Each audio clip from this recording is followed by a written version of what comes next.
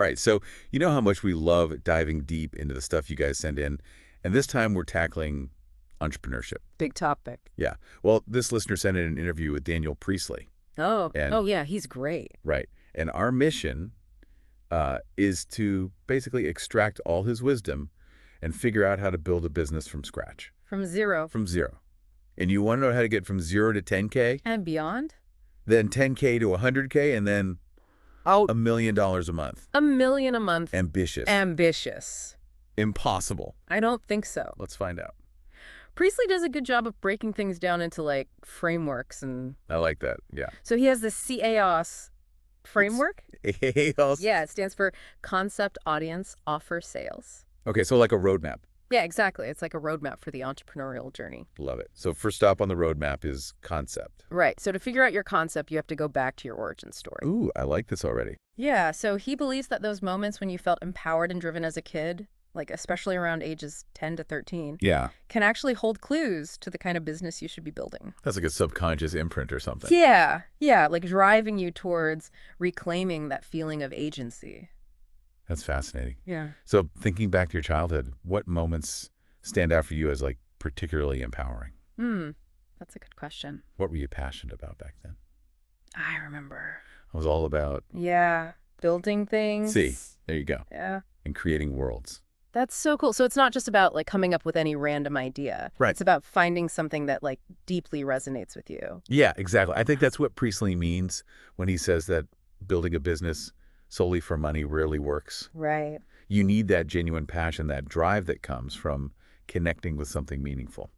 I love that. So you've got that spark, you've got your concept from your origin story, but before you go all in. Yeah, don't go all in yet. Priestley is all about validating your idea. Yes.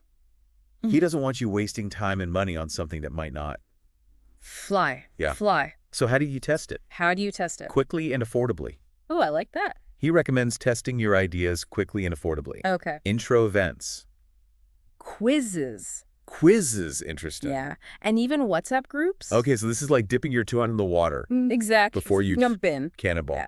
Okay, so I'm trying to think of like specific examples. Give some good ones. Yeah, he did like the family office using WhatsApp to connect with potential clients. Yeah, and like a fertility clinic. Yeah. Running a pop-up WhatsApp group. I would have never thought of that. Yeah, it's about providing valuable information and seeing who's interested.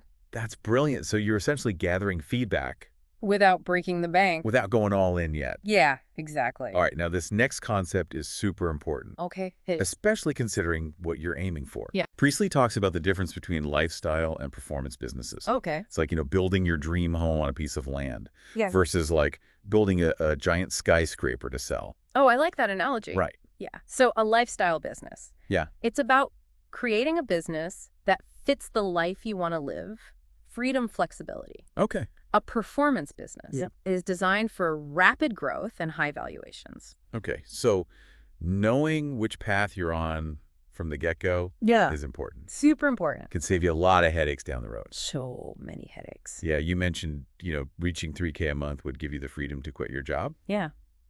More flexibility. It seems like you might be leaning towards a lifestyle business. Yeah, I think so for now at least. Building a sustainable business that allows me to live life on my own terms Sure. is the priority. But starting with lifestyle doesn't mean you can't scale later.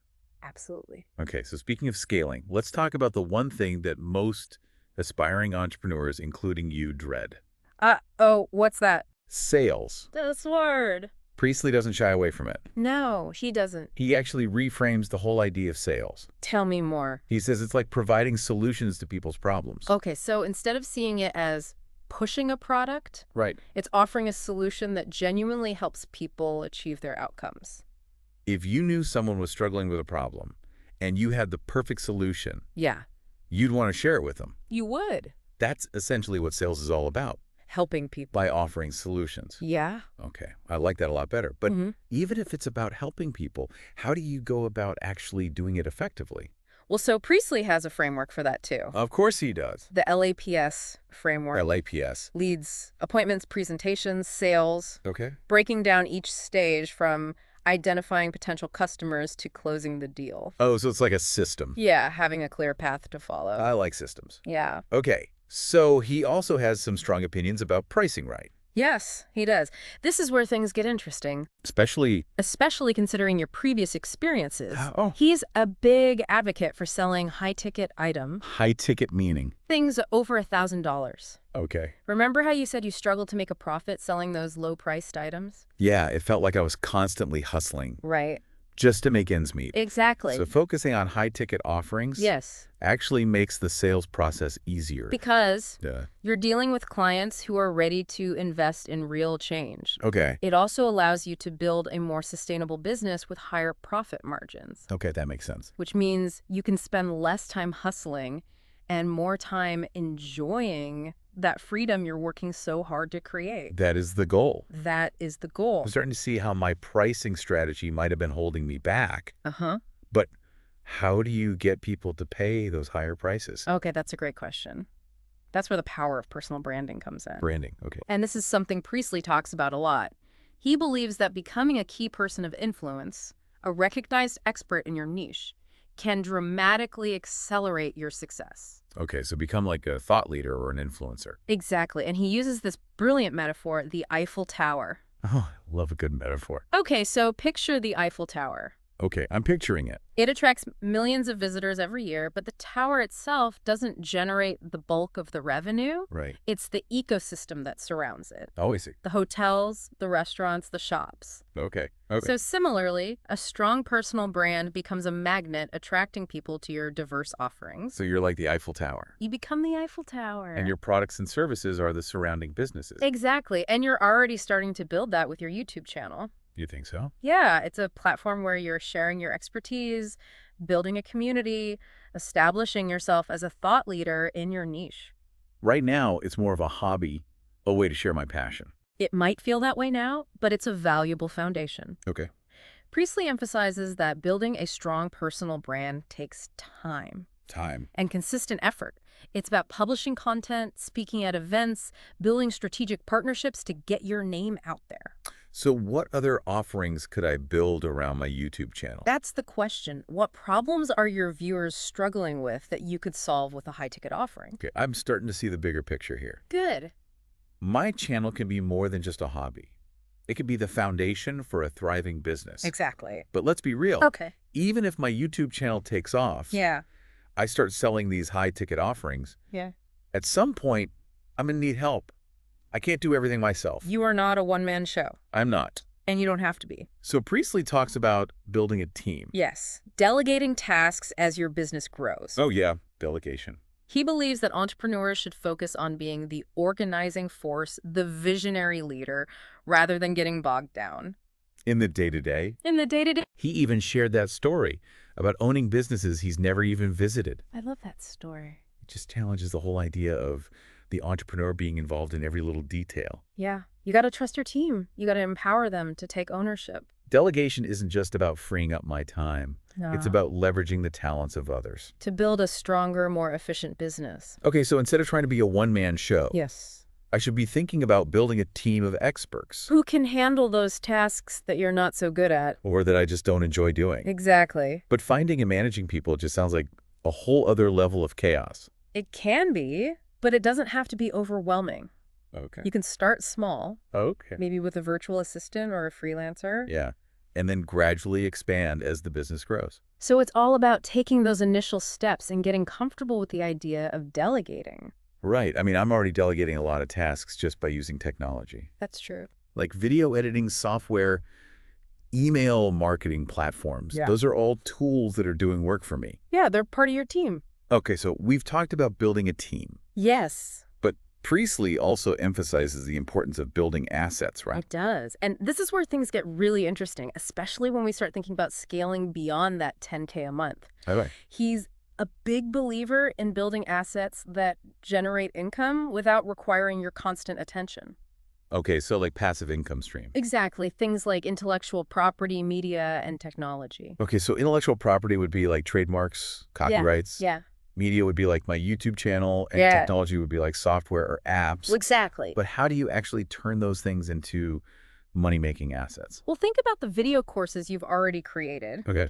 Yeah. They're a perfect example of a media asset that can generate passive income. Right. People can buy them? People can buy them, access them, without you having to personally deliver the content each time.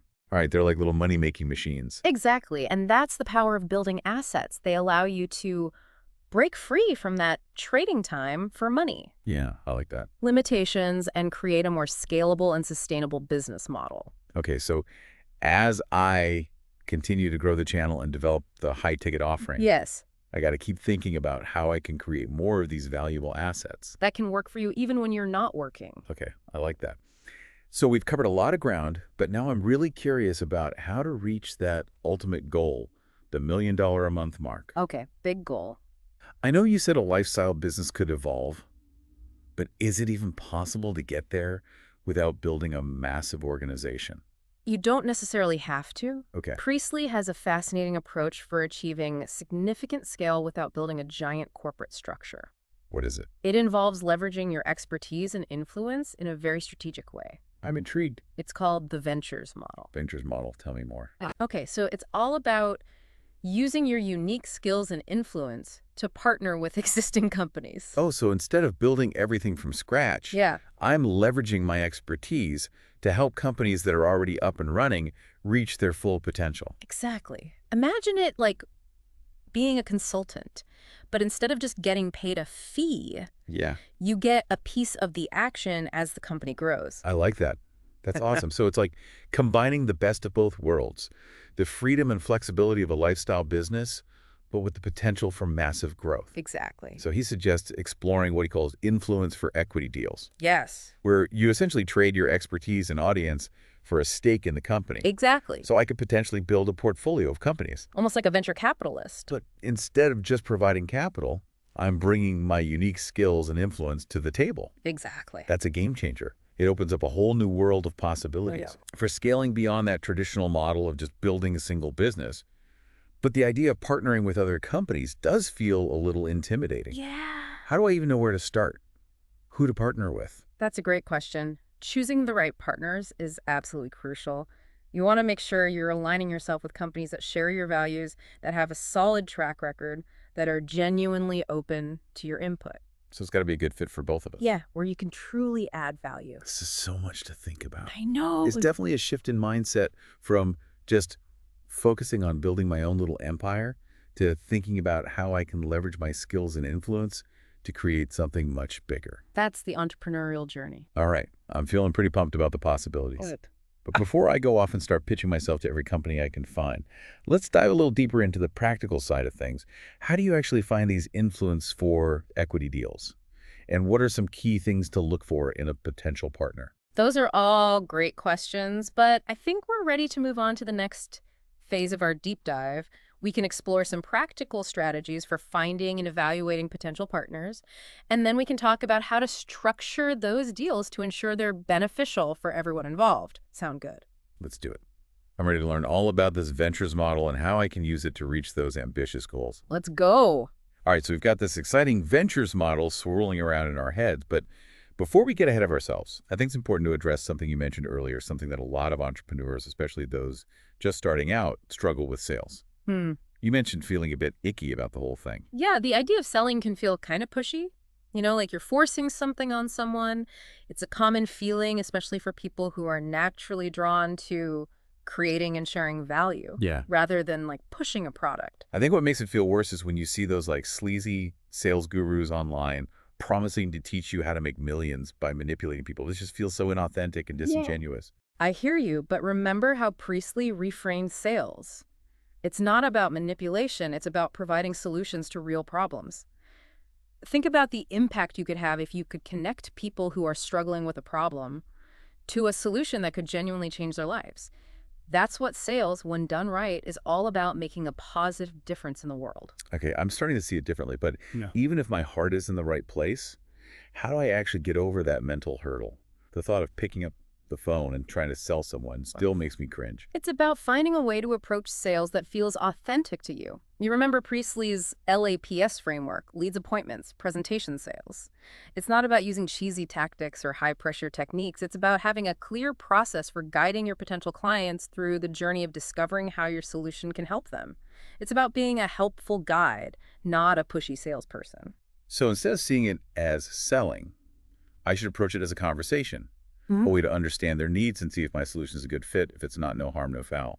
Exactly, and that's why Priestley emphasizes the importance of qualifying your leads. Not everyone is going to be the right fit for your offer, and that's okay. The goal is to find those people who are genuinely struggling with a problem that you can solve. Those are the people you can truly help, and those are the sales conversations that will feel the most natural and rewarding. That makes a lot of sense. I'm starting to feel a bit more comfortable with the idea of sales now, but let's switch gears for a moment and talk about something that really excites me. This whole key person of influence concept. Yeah. I love that Priestley uses the Eiffel Tower as an analogy. It's such a powerful image. It really is, and it perfectly illustrates how a strong personal brand can become a magnet attracting people to your ecosystem of offerings. So my YouTube channel is like my Eiffel Tower, right? Yeah. It's where I build my audience, share my expertise, and establish myself as a thought leader. But right now, it's more of a one-trick pony. I'm just creating videos. There's no real strategy for monetizing it beyond the occasional ad revenue. I get it, but think about all the possibilities your channel is already attracting people who are interested in what you have to say.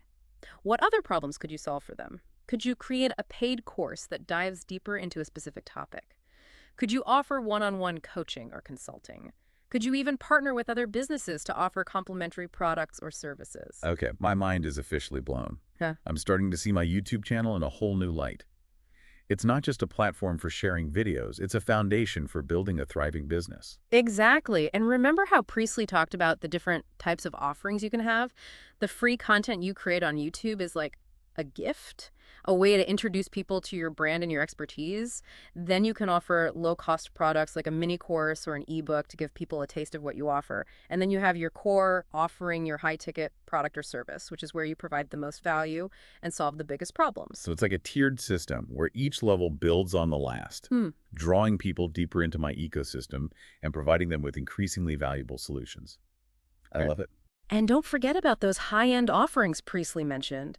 Think about those clients who are already getting great results from your core, offering what additional support or guidance could you offer them to help them reach even higher levels of success? That's a great point. Maybe a mastermind group or an exclusive coaching program. The possibilities are endless. Exactly. And remember, it's all about providing real value, not just creating products for the sake of creating products. The key is to identify the genuine needs of your audience and then create offerings that genuinely address those needs. Okay, I'm feeling really inspired. But let's be real. Even with this amazing ecosystem in place, there comes a point where you can't do everything yourself. I'm already feeling stretched thin just managing my YouTube channel and my current client workload. How am I supposed to handle all this A&D, build a team? It feels like it would just create more chaos. It's understandable to feel overwhelmed, but remember how Priestley emphasized the importance of delegation. It's not about adding more to your plate, it's about getting the right people on board to help you handle the growing workload.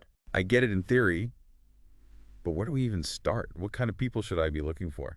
And how do I know when it's the right time to bring someone on board? Priestley suggests starting small, maybe with a virtual assistant to handle administrative tasks, or a freelancer to help with content creation as your business grows and your revenue increases.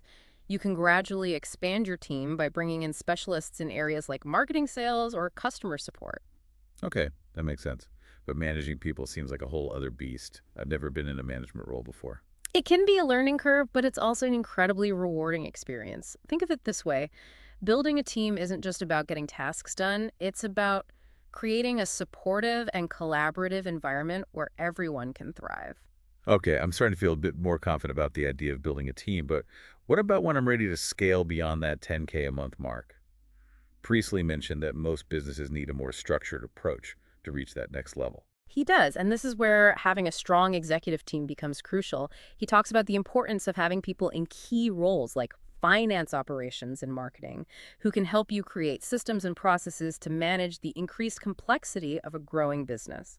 So it's not just about hiring more people, but hiring the right people with the skills and experience to help me take the business to the next level. Exactly. And this is where your role as the entrepreneur starts to shift. You become less involved in the day-to-day operations and more focused on high-level strategy, vision, and growth. It's like I'm graduating from being the doer to being the leader, guiding the ship rather than rowing it myself. That's a great way to put it. And remember, building a successful business is a marathon, not a sprint. It takes time, effort, and a willingness to learn and grow along the way. But with the right mindset, the right team, and the right strategies, you can achieve incredible things. Okay, so we're ready to dive into the nitty-gritty of finding and evaluating potential partners for this ventures model. hmm This is where the rubber meets the road. I'm ready to turn this concept into action. I love your enthusiasm. And you're right, it's time to get practical. Yeah. So let's start with finding these influence for equity deals. Where do you even begin to look? I have to admit, I'm a little lost on this one. Do I just start cold calling companies I admire, or is there a more strategic approach? Cold calling can work, but it's not always the most efficient method. Remember how Priestley talked about building a strong personal brand and becoming a key person of influence? Yeah. This is where that pays off. So the more visible I am in my niche, the more likely it is that the right opportunities will just kind of find me. Exactly. When you're actively sharing your expertise, building your network, engaging with your audience, you become a magnet for potential partners. They see your value and reach out to you, making the whole process a lot smoother. That makes sense. So it's not just about putting myself out there. It's about being strategic and intentional about the kind of image I'm projecting and the audience I'm building. Precisely. It's about aligning your personal brand with the kind of companies you want to partner with.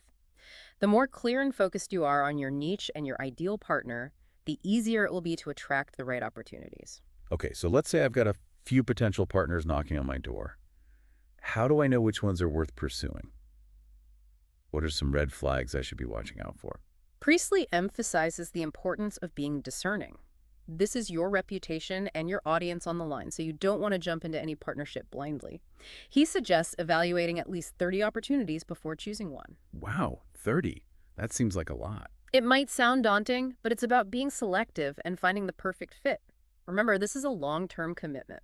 You're not just partnering with a company, you're aligning yourself with their values, their mission, and their reputation. So what are some key things to look for when evaluating a potential partner?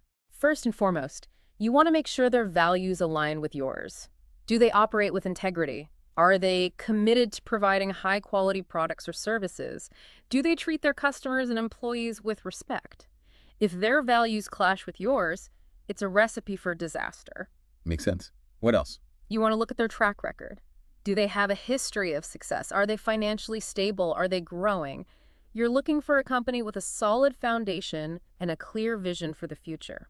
So it's not just about partnering with companies I admire. It's about doing my due diligence and making sure they're a good investment. Exactly. And remember, you're bringing your expertise and influence to the table. You want to make sure they value your contribution and are willing to give you a fair share of the equity. So how do we determine what a fair share is? Is there a standard formula for these influence for equity deals? There's no one-size-fits-all formula. Depends on a lot of factors, like the stage of the company, the size of their audience, the value you bring, and the level of risk involved. But generally speaking, you want to make sure you're getting a percentage of the equity that reflects your contribution to the company's growth. So it's a negotiation process. Yeah. And I need to be prepared to walk away if the deal doesn't feel right. Absolutely. You have a lot to offer, and you shouldn't settle for a partnership that doesn't align with your goals and values. This is all incredibly valuable information. I'm starting to feel much more confident about navigating this whole ventures model. But let's switch gears for a moment and revisit something you mentioned earlier, the importance of building assets that generate passive income. My video courses are a good example, but are there other types of assets I should be thinking about? Absolutely. Remember Priestley's 3 categories: intellectual property, media, and technology. You've got a good handle on media assets with your YouTube channel, but think about how you could leverage intellectual property. So things like trademarks or copyrights. hmm I'm not sure how those would apply to my business. Well, think about the unique methods or frameworks you've developed. Could you create a training program or certification based on your expertise? Could you write a book outlining your approach? These are all ways to package your knowledge and experience into valuable intellectual property assets that you can sell or license. Ah, I see. It's about creating something unique and valuable that other people can benefit from, even if I'm not personally delivering the service. Exactly. And then there's technology. Are there any tools or software solutions you could develop that would complement your existing offerings or solve a specific problem for your audience? That's an interesting question. I hadn't really considered building software before. It seems like a whole other level of complexity. It can be, but it doesn't have to be overwhelming. There are lots of resources available to help entrepreneurs develop and launch software products. And the beauty of technology assets is that they can be incredibly scalable. Once you've built the software, it can be sold to an unlimited number of people without requiring additional effort on your part. Okay, my mind is officially blown. This opens up a whole new world of possibilities. I'm starting to see my business as a portfolio of assets, each one contributing to the overall value and profitability of the whole. That's the entrepreneurial mindset shift Priestley encourages. It's about thinking beyond your core offering and creating a diversified portfolio of assets that can generate income even when you're not actively working. This has been such an insightful deep dive. I'm feeling incredibly inspired and motivated to put all of this into action. But before we wrap up, I'd love to hear your key takeaways from Priestley's wisdom. What are some of the principles or strategies that resonated most with you? Well, for me, the biggest takeaway is the importance of aligning your business with your origin story.